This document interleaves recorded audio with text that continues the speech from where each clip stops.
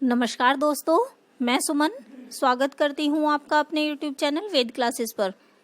दोस्तों, आज फिर से आपके लिए हिंदी व्याकरण का एक बहुत ही महत्वपूर्ण टॉपिक लेकर के आई हूँ और ये टॉपिक इतना महत्वपूर्ण है कि आपके जितने भी एग्ज़ाम होते हैं और जिसमें हिंदी सब्जेक्ट आता है उसमें से उस टॉपिक में से मतलब इस टॉपिक में से क्वेश्चन ज़रूर आते हैं। और क्वेश्चन भी कोई एक नहीं, कम से कम 2 या 3 क्वेश्चन आते हैं, क्योंकि टॉपिक थोड़ा बड़ा है इसलिए क्वेश्चन ज़्यादा आते हैं।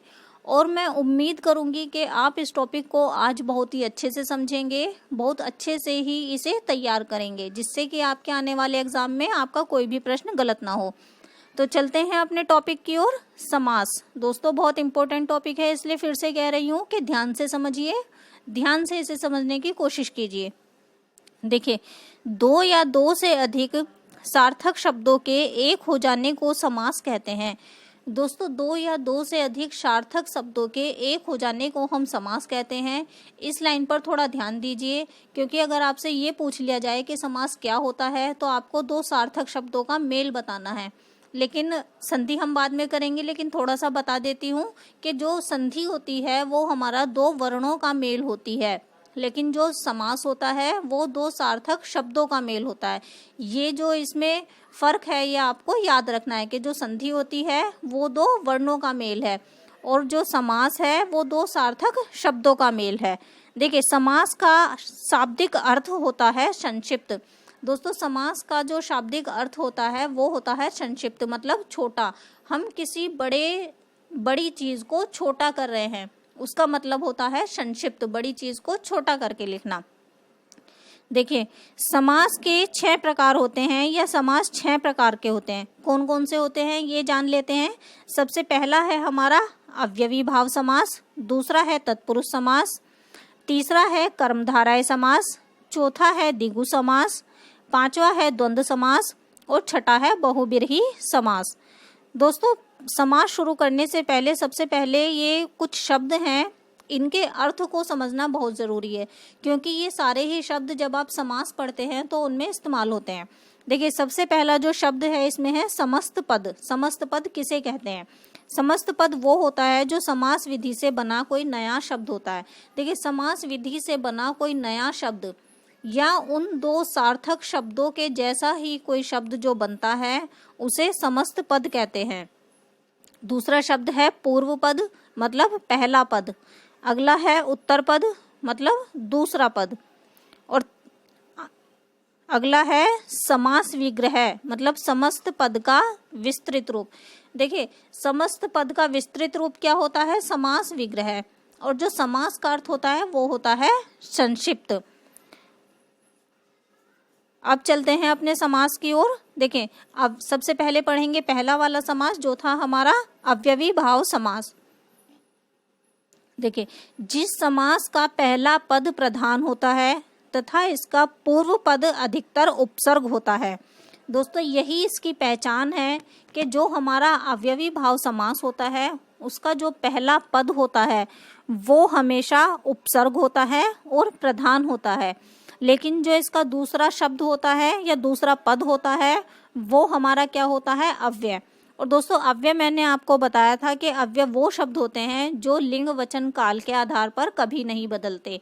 तो ये आपको बहुत अच्छे से ध्यान रखना है कि जो हमारा अव्ययी भाव समास है उसका पहला पद प्रधान होता है और पहला पद इसका क्या होता है? उपसर्ग होता है, और दूसरा जो पद होता है वो क्या होता है? अव्यय। यही इसकी पहचान है, आपको यही याद रखना है और कोई ट्रिक नहीं है इसे समझाने के लिए। सिर्फ आपको ये 3 बातें याद रखनी है कि पहला पद प्रधान होता है और उपसर्ग होता है, और जो दूसरा पद होता है वो अव्यय होता है। दोस्तों, पहला पद प्रधान इसलिए बोलते हैं क्योंकि पहला पद लगने से ही उस पूरे शब्द का जो अर्थ होता है वो बदल जाता है। इसलिए जिस शब्द के बदलने से उस पूरे शब्द का अर्थ बदल जाए हम उसे ही प्रधान मानते हैं। अव्ययी भाव में पहला शब्द जुड़ने से अर्थ बदल रहा है तो इसलिए हमने क्या माना है कि पहला पद प्रधान होता है। कुछ यहाँ पे उपसर्ग लिख रही हूँ, ये इंपॉर्टेंट उपसर्ग हैं। उपसर्ग बहुत सारे होते हैं, लेकिन आपको ये याद रख लोगे तो आपको बहुत हेल्प मिलेगी। जैसे आ, अनु, प्रति, यथा, हाथ, भर, पल, ये इंपॉर्टेंट उपसर्ग हैं जो आपको याद रखने हैं। इनसे बने कुछ शब्द देख लेते हैं। देखिए, जैसे आजन्म, अनुकरण, प्रतिदिन, यथाशक्ति, भरपेट और पल पल, ये होते हैं हमारे कुछ शब्द अवयवी भाव के। दोस्तों, ये आपको याद रखना है। आगे चलते हैं, देखिए अगले समास की ओर। अगला है हमारा तत्पुरुष समास। देखिए, जिस समास में दूसरा पद प्रधान होता है। दोस्तों, अभी ऊपर हमने क्या अवयवी भाव, उसमें क्या था, पहला पद प्रधान, और तत्पुरुष समास में क्या है, दूसरा पद प्रधान हो रहा है। तथा समास को विग्रह करना, विग्रह करना मतलब उसे तोड़ना, अलग अलग करना, तथा समास को विग्रह करने पर कारक चिन्ह का लोप होता है, उसे तत्पुरुष समास कहते हैं। दोस्तों, ये जो हमारा तत्पुरुष समास है, इसमें सबसे बड़ी भूमिका निभाते हैं हमारे कारक चिन्ह, और इन्हीं कारक चिन्हों के हिसाब से हमें तत्पुरुष समास का भेद पता चलता है कि ये किस प्रकार का तत्पुरुष समास है। इन्हीं कारक चिन्हों के आधार पर हमारे तत्पुरुष समास को 6 प्रकार में रखा गया है। मतलब ये 6 प्रकार के होते हैं तत्पुरुष समास, और ये तत्पुरुष समास बहुत इंपॉर्टेंट है एग्जाम के लिए। ज़्यादातर इसमें से क्वेश्चन पूछ लिया जाता है, तो आप इसे बहुत अच्छे से तैयार करेंगे।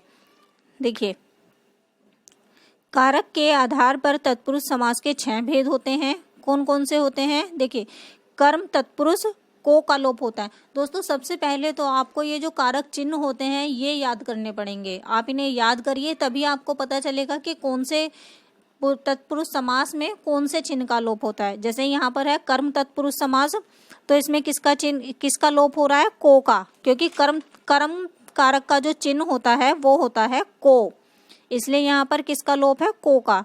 दूसरा है करण तत्पुरुष समास, इसमें किसका लोप है? से का। संप्रदान तत्पुरुष के लिए का लोप है। अगला है आपादान तत्पुरुष, से मतलब अलग होने के अर्थ में का लोप है। उससे अगला है तत्पुरुष समास संबंध तत्पुरुष, का की के का लोप है। अगला है अधिकरण तत्पुरुष समास, में पर का लोप है। दोस्तों, ये जो 6 प्रकार के हमारे कारक चिन्ह हैं, इनमें विशेष स्थान होता है हमारे तत्पुरुष समास से। इन्हीं के आधार पर इस तत्पुरुष समास की पहचान होती है। ये अलग अलग प्रकार से ही एग्जाम में आता है, और आपसे पूछा जाएगा कि इसमें कौन सा तत्पुरुष समास है। फिर आपको कारक चिन्ह के आधार पर उसे पहचान कर ये बताना है कि इसमें अधिकरण तत्पुरुष है, संबंध तत्पुरुष है, या कर्म तत्पुरुष है, या करण तत्पुरुष है। आपको ये बहुत अच्छे से समझना है। देखिए, इसके कुछ उदाहरण देख लेते हैं। जैसे गगनचुंबी, गगनचुंबी मतलब गगन को चूमने वाला। दोस्तों, अब इसमें कौन सा कारक चिन्ह है ये आपको साफ दिख रहा होगा।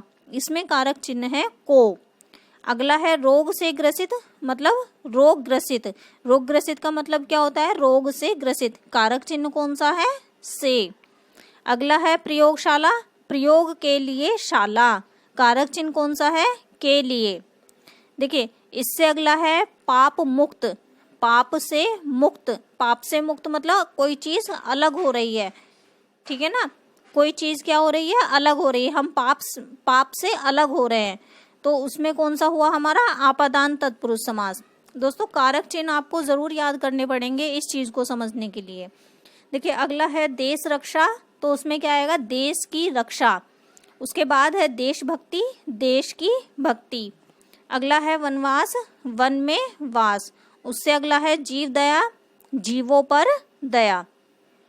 दोस्तों, ये जो हमारा तत्पुरुष समास है ये बहुत ही आसान है। सिर्फ आपको ये याद रखना है कि इसमें कौन सा कारक चिन्ह लगना है, ये आपको पहचान करनी है। और इसके लिए सबसे पहले आपको जो हमारे कारक चिन्ह होते हैं वो बहुत अच्छे से याद करने पड़ेंगे, समझने पड़ेंगे, तभी आप इस तत्पुरुष समास को समझ सकते हैं। दोस्तों, शुरू में ही मैंने आपको बताया था कि जो हमारा समास होते हैं उसके 6 प्रकार होते हैं, जिसमें से आज हमने अपनी इस वीडियो में 2 प्रकार के समास पढ़ लिए हैं। अगली वीडियो में आगे के 4 प्रकार के समास करेंगे। तो दोस्तों, आपको बहुत अच्छे से तैयार करना है। ये सिर्फ मैंने आपको एक थोड़ा सा कॉन्सेप्ट क्लियर कराया है। आप इन्हें बहुत अच्छे से समझने के लिए, इनके और एग्जाम्पल से इनकी तैयारी करने के लिए, जितने ज़्यादा आप इनके एग्जाम्पल देखोगे, पढ़ोगे, उतना ही आपको अच्छे से समझ में आएगा। किसी किताब की सहायता लीजिए या कहीं से भी कोई सहायता लीजिए, लेकिन इन्हें अच्छे से तैयार करिए, क्योंकि ये आपके एग्ज़ाम में ज़रूर आते हैं और 2-3 क्वेश्चन ज़रूर आएंगे।